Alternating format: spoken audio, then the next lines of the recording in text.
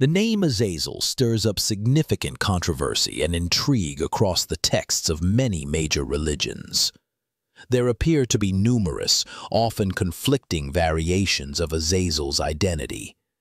He is depicted as an elusive specter who receives a scapegoat laden with sin from Aaron in Leviticus, a figure from which the goat was cast down in apocryphal biblical texts. Azazel also emerges as a personification of evil and wickedness, described variously as a demon of the desert, a demon who holds dominion over other goat-like demons, and even as a leader of the fallen angels in the Book of Enoch. In this analysis, I will aim to dissect and explain the complex meaning of Azazel across several religious texts, presenting the diverse beliefs that many hold regarding this elusive and mysterious entity. Within the canonical Bible, the term Azazel is used explicitly on 3 occasions, all located in Leviticus 16. Here, the high priest Aaron is instructed to sacrifice 2 male goats in a ceremony that would become formally known as Yom Kippur, the Day of Atonement. In Leviticus 16, the biblical God delivers very specific instructions through Moses to Aaron. The 2 goats are to be designated by lot, one marked for sacrifice to God himself, and the other to be used as a scapegoat. When the first goat is sacrificed to the Lord, the second is to be kept alive and brought before him. Aaron is then commanded to lay his hands upon the head of the live goat and, through a solemn confession, transfer all the iniquities and transgressions of the Israelites onto the animal. This act is the origin of the term scapegoat. The goat, now embodying the collective sins of the people, would then be led away to a remote and desolate area to be released into the wilderness of the desert. In older versions of the Bible, the specific phrase "for Azazel" does not always appear. However, if we examine more modern translations, such as Leviticus 16:8, the text reads, "And Aaron shall cast lots over the 2 goats, one lot for the Lord and the other lot for Azazel." This linguistic shift is critical, as it strongly implies that Azazel is another entity, a being considered to be the polar opposite of the biblical God, possibly even an evil one. This is the very reason he is the recipient of the scapegoat, which has been imbued with all the sin of the community. This interpretation is further reinforced in Leviticus 16:10, which states, "But the goat on which the lot fell for Azazel shall be presented alive before the Lord to make atonement over it, that it may be sent away into the wilderness to Azazel." From this, we can deduce that Azazel is understood as an entity who dwells in the wilderness or desert, and that the goat he receives serves as a powerful symbolic representation of humanity casting away its past sins, delivering them directly to where they belong. Out with Azazel. While Azazel does not make another direct appearance within the canonical Bible, some rabbinical scholars have deduced that the name itself provides a significant clue to its meaning. They break down the name Azazel into 2 parts: Azaz, meaning strong or rugged, and El, meaning God or of God. This could be a reference to the rugged, jagged cliff from which the goat was said to have been pushed by the individual who escorted it into the depths of the desert. This interpretation is explored in Jewish texts like the Yoma, which deals extensively with the laws and rituals of Yom Kippur. In the Aggadic literature and the Midrash, however, other Jewish religious texts, rich with angelology and demonology, we are told that Azazel was actually a quite prominent celestial figure. He appears prominently in the Book of Enoch, a text that details the fall of a group of angels known as the Watchers, an event which preceded the Great Flood. According to divine instruction, the Watchers were angels tasked with overseeing mankind and ensuring all was well among humanity. However, in chapter 6 of the Book of Enoch, we are told that as the children of men multiplied, they gave birth to beautiful daughters. The watchers saw these beautiful mortal women and were consumed with lust for them. They resolved to take them as wives and infuse them with their own angelic seed. It is generally understood that their overall leader was an angel known as Semjaza or Samyaza. Intriguingly, in chapter 6, Semjaza initially attempts to dissuade his fellows from this plan, expressing his fear, stating, "I fear that you will not indeed agree to do this deed, and I alone shall have to pay the penalty of a great sin." A less detailed version of this celestial rebellion is also described in Genesis 6:1-8, where the watchers are described simply as the sons of God, who saw the daughters of men and took them as wives, fathering the heroes of old and men of renown. However, Genesis does not elaborate on the corrupting relationship between the sons of God and the mortal women, nor does it detail their malevolent influence. The Book of Enoch, in contrast, states that the offspring between the watchers and the mortal women were monstrous hybrids called the Nephilim. While the Nephilim are mentioned in Genesis, it is not explicitly detailed that they are the direct spawn of the sons of God. There is no clear indication in Genesis that these sons of God actively led humanity astray. In the Book of Enoch, however, the sons of God, the watchers, are depicted as profoundly malevolent. They ignore Semjaza's initial warning and instead convince him to join them, swearing a collective oath to take the mortal women for themselves. A list of angels who partook in this act is provided, yet, notably, Azazel's name is absent from this initial roster. After the watchers have their way with the women give birth to giants, the Nephilim. Chapter 7 of the Book of Enoch details that the watchers not only defiled the women, but also taught them charms, enchantments, and the occult uses of plants and roots. They revealed the eternal secrets of heaven to these women, divulging profound and sensitive information that mankind was never intended to possess. Furthermore, the giants born from these unions turned violently against humanity, devouring them. Before long, they were openly slaughtering birds, reptiles, and fish, and ultimately descended into cannibalism, drinking each other's blood. It is in chapter 8 that Azazel is finally mentioned and singled out for particular condemnation. He is identified as the entity who taught men the art of warfare, the fabrication of swords, knives, shields, and breastplates.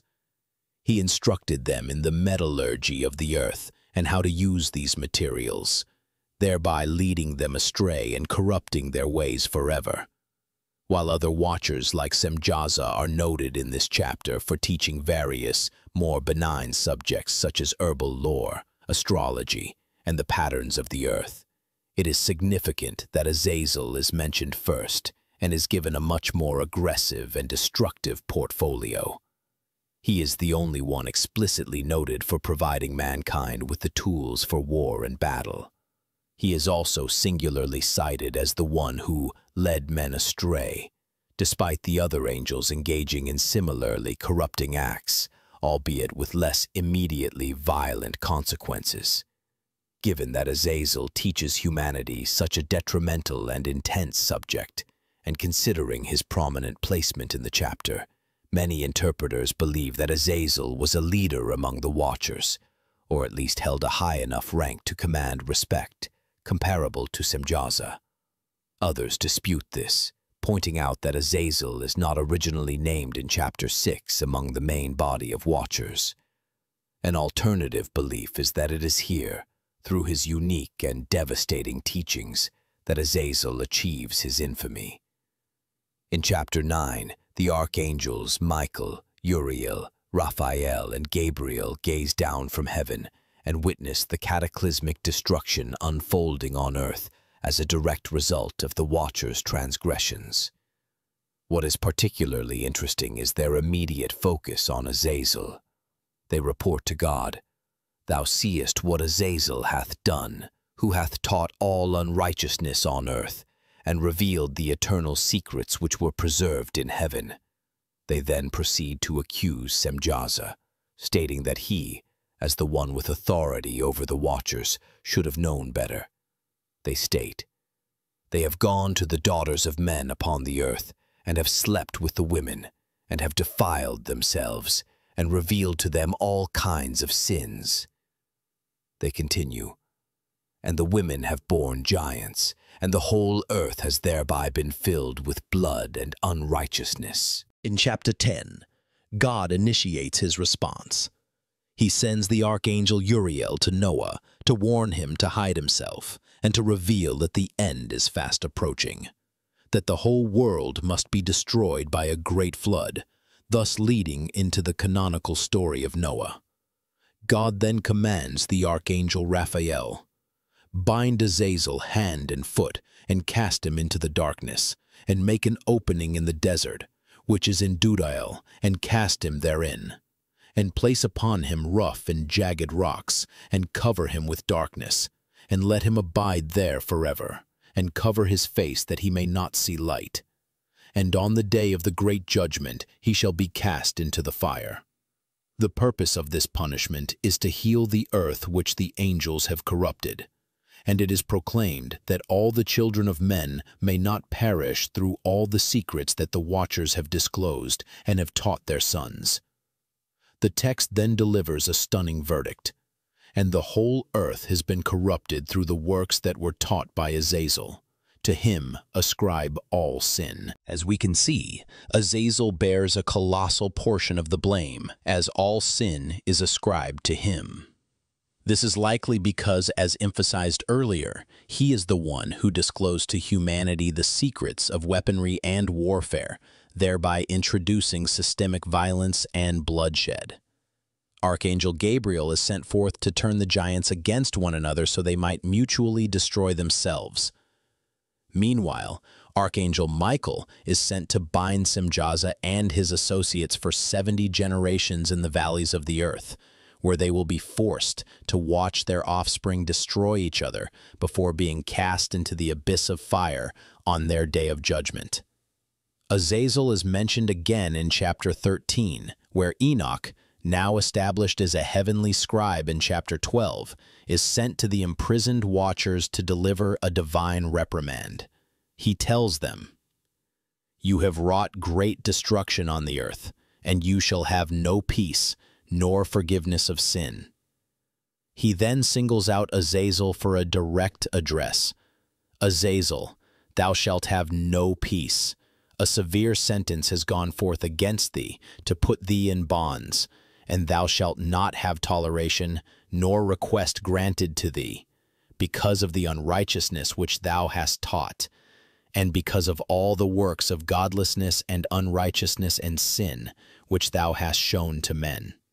Here, Enoch clarifies to both Azazel and the reader that the fallen watcher is eternally damned, his motives against mankind having secured him a severe and unending sentence in bonds.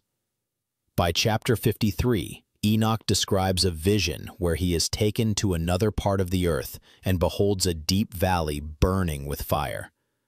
He asks the angel of peace accompanying him for an explanation, and the angel replies that the fiery abyss is being prepared specifically for the host of Azazel, alluding to the ultimate fate of the fallen watcher.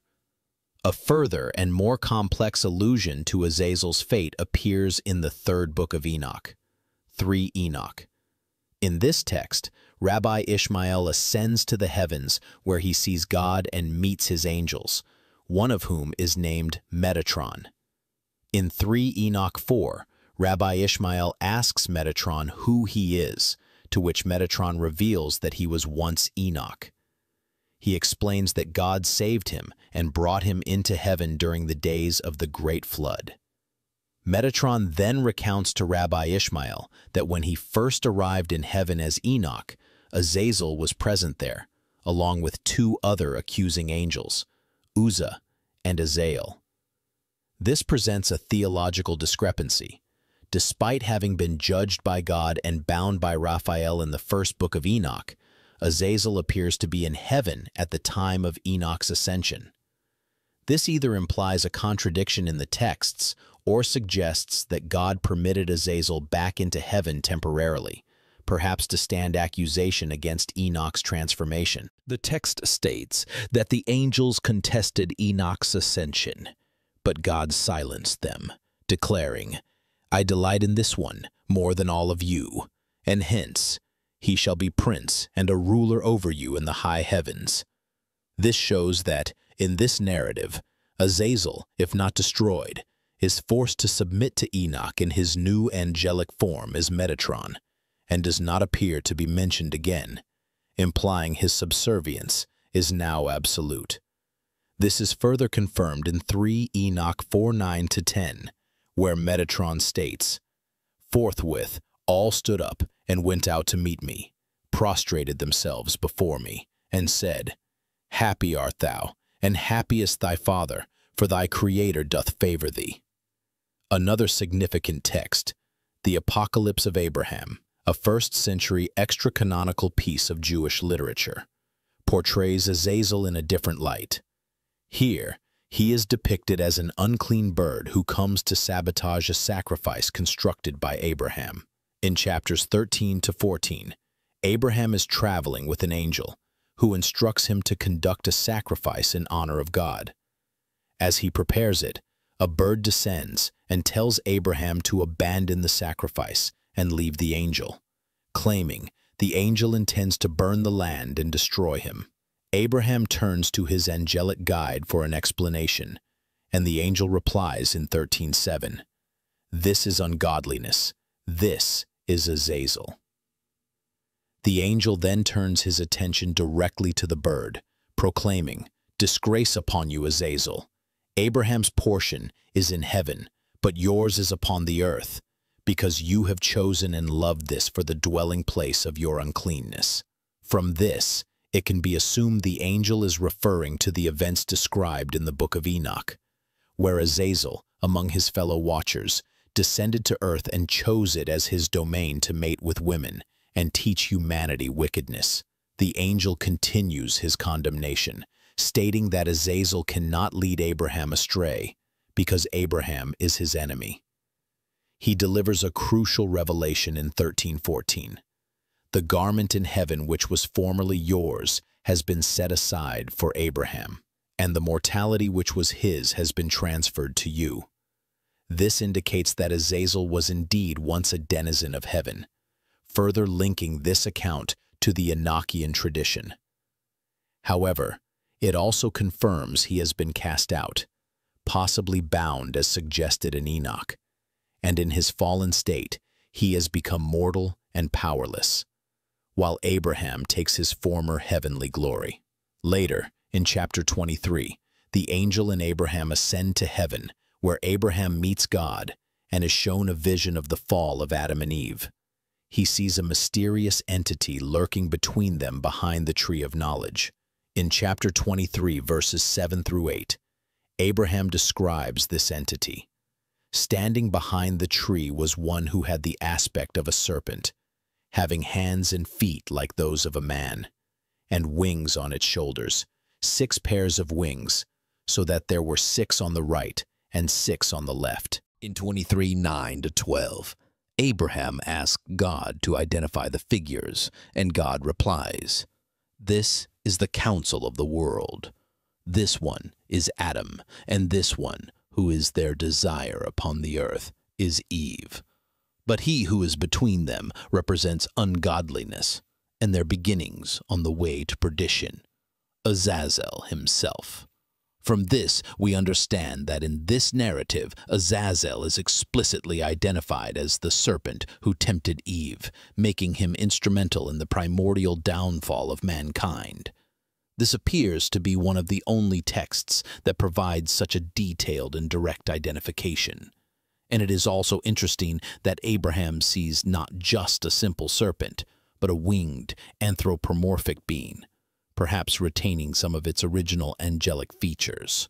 God then shows Abraham a vision of the end times, describing a judgment and an entity known simply as a man or the relief, who will appear and be worshipped by pagans and by Azazel himself. Abraham witnesses this man in a vision where the man is beaten, insulted, and struck. Abraham is most stricken when he sees Azazel approach this man and kiss him on the face, before standing behind him, implying an allegiance.